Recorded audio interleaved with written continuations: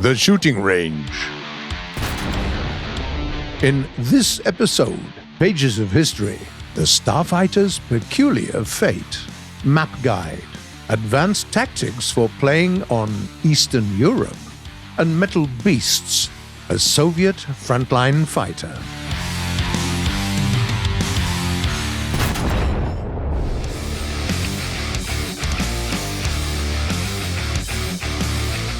Today, we're talking about a new jet in the Soviet tech tree, the Su-7B at BR 10.0. In the late 1950s, the USSR mostly had the outdated MiG-15 Biz and the MiG-17 as the core of their fighter and bomber fleets. There was a need for a plane that would exceed them in ordnance capacity as well as flight performance. The solution was to upgrade the new frontline fighter jet by Sukhoi, the Su-7. Let's see. We've got a turbojet engine with an afterburner here, as well as some self-sealing fuel tanks. The machine has two 30mm forward-faced cannons with a capacity of 160 rounds. The pilot's cockpit is protected by armor plates ranging from 5 to 36mm in thickness, as well as 102mm of bulletproof glass. As for the secondary weapons, you can take 4 250 or 500 kilogram bombs or unguided rockets, choosing between 64 S5K1s, 28 S3K, and 4 S24. Thanks to its powerful engine, the Su-7 can boast great mobility and climb rate. However, the afterburner brings an increased fuel consumption, so you'd better fill your tanks before going into battle. The fighter jet has no air-to-air missiles, so the pilot will have to use his cannons to fight off the enemy aircraft. 30mm cannons can blow up any enemy aircraft with a couple of well-placed shots, and if you don't miss too much, the ammo load should get you at least 2 or 3 frags. Thus, the best tactics for this jet are boom and zoom attacks and frontal attacks. The machine handles well even at high speeds, quickly turning toward the enemy.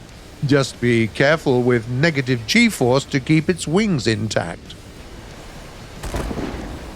The Su-7B becomes even more efficient in mixed battles.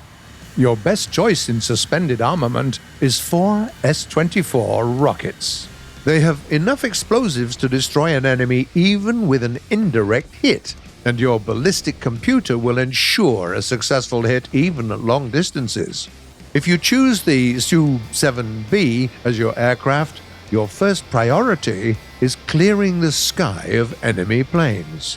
Thus, you'll protect Allied ground forces from airstrikes, allowing them to focus on their missions. When there are no enemy aircraft left, ascend a few kilometers and start looking for enemy anti-aircraft vehicles. They frequently cluster around respawn points. Swoop at them, launch rockets from a high altitude, and quickly go round to repeat. When you're out of rockets, you can try destroying enemy ground vehicles with your cannons as well. They can penetrate up to 60mm of armor, quite enough not only for lightly armored targets, but also for enemy MBT roofs.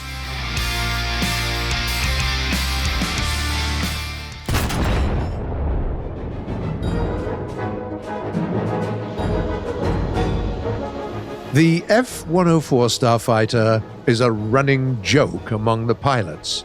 Just about everyone made fun of its creators, giving offensive names to the plane. They called it the Flying Coffin and the Widowmaker. And to be honest, it did break all the imaginable records in accident rates. However, it's easy to make fun of it when you're a 21st century person sitting comfortably on your couch. The historical context in which this amazing fighter jet was created was much more complicated. It all started with Korea. The Americans were losing. Years later, we'd hear tales of the amazing 10-to-1 kill ratio between the Sabres and the MiGs, but back then, the US Air Force had it tough. If, at that moment, the potential enemy was so successful at holding their borders, what would happen if they launched a counterattack?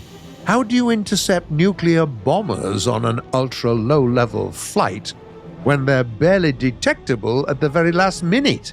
What an unbelievable interceptor would it take to stop them? During the early 50s, the military came to an uncomfortable conclusion. Such an interceptor is impossible to create. So, when Lockheed head engineer announced that he still wanted to try, the Pentagon responded with generous financing. Who else but Kelly Johnson, the specialist in impossible planes, author of masterpieces like the Electra and the Lightning, could do this? Even before he started his work, Johnson had become a prisoner of his own reputation. It was no easy task to begin with. To achieve the demanded speed parameters, the new interceptor required more than just an outstanding propulsion unit. Wings!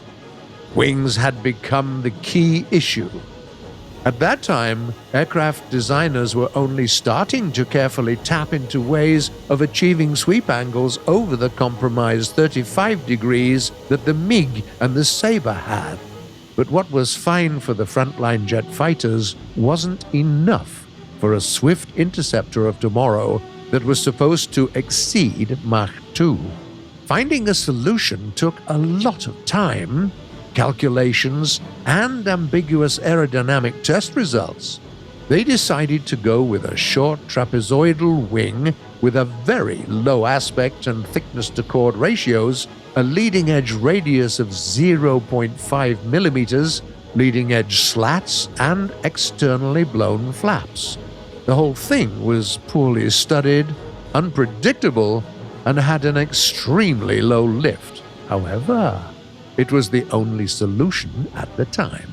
To better understand what task they had to solve, remember that the USSR had a similar interceptor in mind, the Yak 1000, which they never managed to make fly.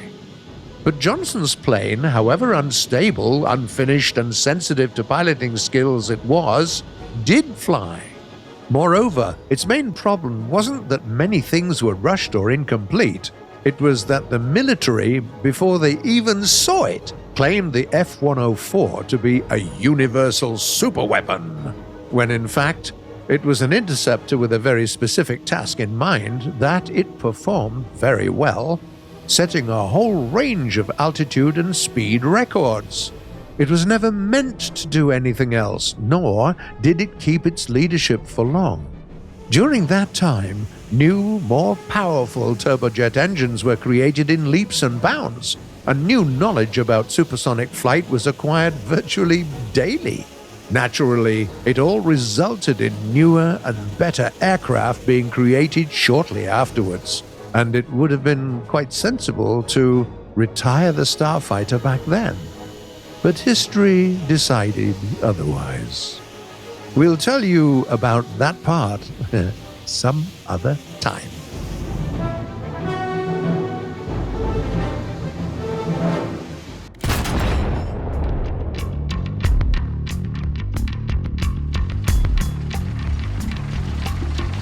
The Map Guide used to be a segment where we reviewed War Thunder maps.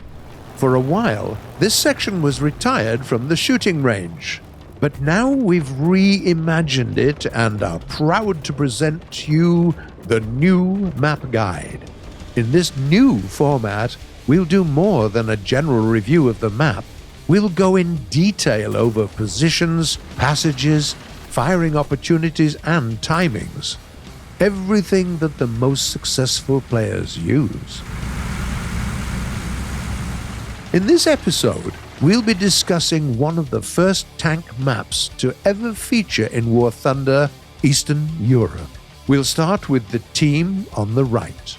The most important part of the map for them is the opposite bank. Those positions affect the general success of the battle. If you see that no allies are going there at the beginning of the battle, show some initiative and go there yourself. Use the roads to drive across the small bridge, and then the bigger one. It's the quickest and safest way to the position. When the road starts going uphill and no houses are found on your left, be extra careful. By that time, the enemy might have reached point B. We suggest you go to your right, away from the asphalt, to cover part of your vehicle's outline. Finally, when you get to the logs, you will get a new picturesque view of the town, as well as an excellent opportunity to shoot at point B, and the approaches to it from the enemy side. Any hostile tanks driving through those areas will usually expose their sides, and with the distance to them being around 600 to 700 meters, you'll be able to shoot them one by one. The only danger for you in that position are those of the enemy that decided to cross the river at the beginning of the battle as well. So, before you start reaping, get rid of any and all enemy vehicles nearby. Our next position is point C. If you place your vehicle against this building here, you will be able to both capture the point and control the approach from the main road to point B. After around half a minute, the first enemy tanks trying to capture the center will find themselves in your sights. Since the central point and the approaches to it are now covered from two flanks, it's time to think about capturing it as well. At first thought, it may seem that the quickest way to it is through the main street, which is not true. It is shorter, but multiple turns and trenches around the square significantly reduce your speed. So it's better to take the road that lies closer to the southern part of the town. There, you'll be able to drive in a straight line, which will give you a lot more speed. Then, just make a single turn towards the point, and you'll find yourself in the position at the same time with the enemy, or, if you're lucky, even earlier than them. When you're in the capturing zone, the only thing you need to do is check the opposite bank. To be precise, its lower part, which is down a slope and is almost impossible to shoot at from the logs. Finally, another interesting position is found in a yard in front of the central point. It'll be useful in defending the approaches to the logs, the embankment, and the forest bypass to your home point. Reaching it is very simple. Just head towards the central street from your home base and drive towards its end. Now, what should the team on the left do? The opposite bank is just as important for them. You can climb on the western part of the map to hide from those who drive along the embankment. Then, as the hills cover you from the town, turn towards the logs. Of course, you'll need to deal with an enemy on your bank first, before shooting at those in the town. Alternatively, you can take the lower route. One good position is found in a yard opposite the central point. It offers fewer opportunities, but at least it's not a duel-type place, meaning you can start helping your allies earlier. You can also use a position close to the sand piles near point B. If you do, head there straight away, without wasting time on capturing point A. It's important to get there in time to destroy any enemy that heads to the logs. This position will now allow you to control both the embankment and the bridges, preventing the enemy team from getting across the river. Going to the forest might also be useful. The position next to the destroyed KV allows you to control the approach from the enemy home point. If you move towards the center of the forest, you'll find a way towards B, and you can even dare to drive further to get a chance at capturing C. Finally, another good position is in the southern part of town, next to a single standing house. This is similar to the previous one. From here, you can aim at the enemy home point as well as control the approaches to B and the opposite bank. Rest assured, This one is much safer for your tank. Now that we've reviewed the positions on Eastern Europe map, we can answer your questions from the comments.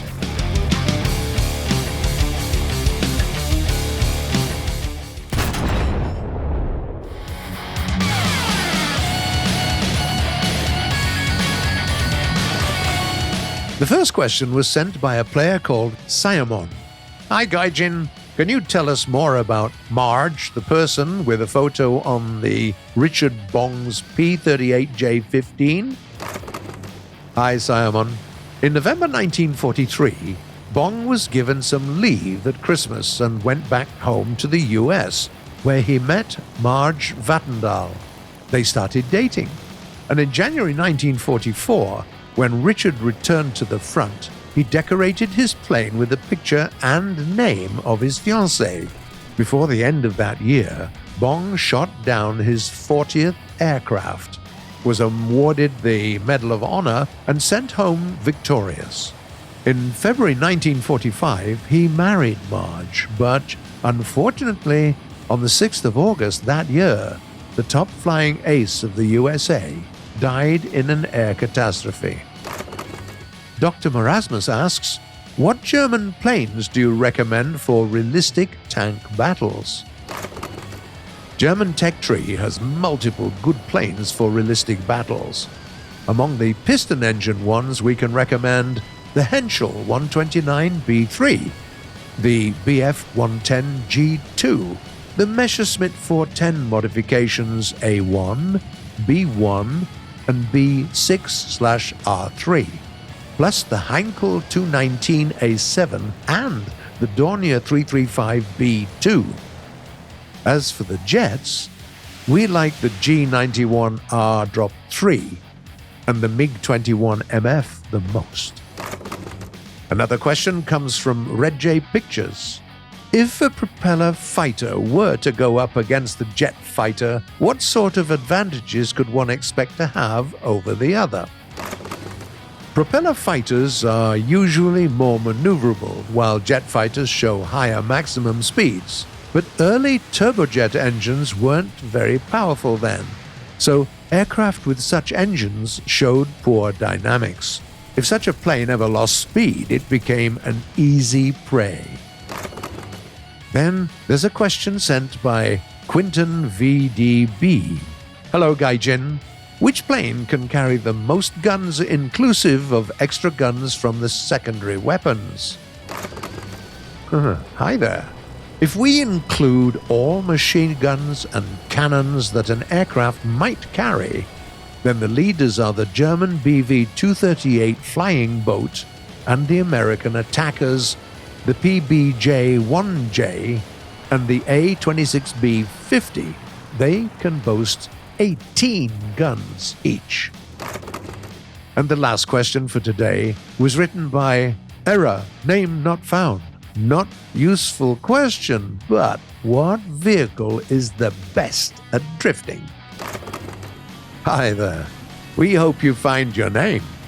Drifting skills, of course, aren't the most useful in battle, but we can actually give you a definite answer. The best drifter of all is the Japanese Type 93 self-propelled anti-aircraft vehicle. Our team loves getting together from time to time and conduct dual drifting races on imaginary tracks. Okay guys, that's it for today. You've been watching The Shooting Range by Gaijin Entertainment, and the next episode will premiere the following Saturday at 4 p.m. GMT or noon Eastern Time. Subscribe and click the bell if you don't want to miss our next videos. I would if I were you. Don't forget to leave a like, stay safe, wash your hands thoroughly, and strategize your way across Eastern Europe. And other parts of the world as well. And of course, tell us what you think in the comments below. See you in a week. Exactly.